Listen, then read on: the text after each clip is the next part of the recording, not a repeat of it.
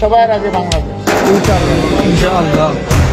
আমাদের নেতা কে বলছে এটা বিশ্বাস করে আমার গায়ে শক্তি নাই, কিন্তু এখন ইমানের শক্তি আমাকে এতটুকু দিচ্ছেন। রহমান বলছে, তারপর এখন কে বলছে আমাদের তারেক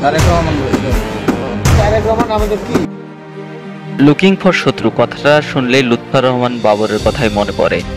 লুৎফর রহমান বাবর জন্মগ্রহণ করেন 10ই অক্টোবর 1958 সালে। তিনি একজন বাংলাদেশি রাজনীতিবিদ। বর্তমানে তিনি জাতীয়তাবাদী বিএনপি নির্বাহী কমিটির সদস্য। তিনি 2001 থেকে 2006 সাল পর্যন্ত খালেদা জিয়ার মন্ত্রিসভার নেত্রকোনা 4 আসনের সংসদ সদস্য ও স্বরাষ্ট্র প্রতিমন্ত্রী ছিলেন।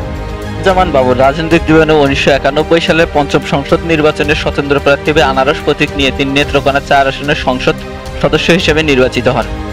আমরা কি করবো?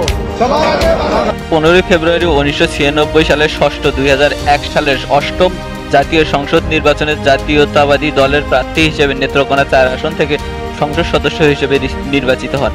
সংসদে তিনি স্বরাষ্ট্র প্রতিমন্ত্রী হিসেবে দায়িত্ব পালন করেন। 21 আগস্ট 2004 সালে গ্রেনেড হামলা মামলায় 18 মার্চ 2012 সালে তারেক রহমান লুৎফর রহমান বাবরকে তালিকাভুক্ত করে 30 আসামির নাম যুক্ত হয়। অক্টোবর 2018 সালে এই মামলায় তাকে মৃত্যুদণ্ড দেওয়া হয়। 2024 সালে 1 ডিসেম্বর তিনি এই মামলা হাইকোর্ট থেকে খালাস পান। 2004 সালে 10 ট্রাক অস্ত্র মামলায় তাকে ফাঁসানো হয়। শেষ 2025 সালে 16 জানুয়ারি সকল মামলা থেকে খালাস পেয়ে তিনি কেরানীগঞ্জ কেন্দ্রীয় কারাগার থেকে মুক্তি পান। দীর্ঘ 17.5 বছর পর তার কারানিবাসের অবসান ঘটে।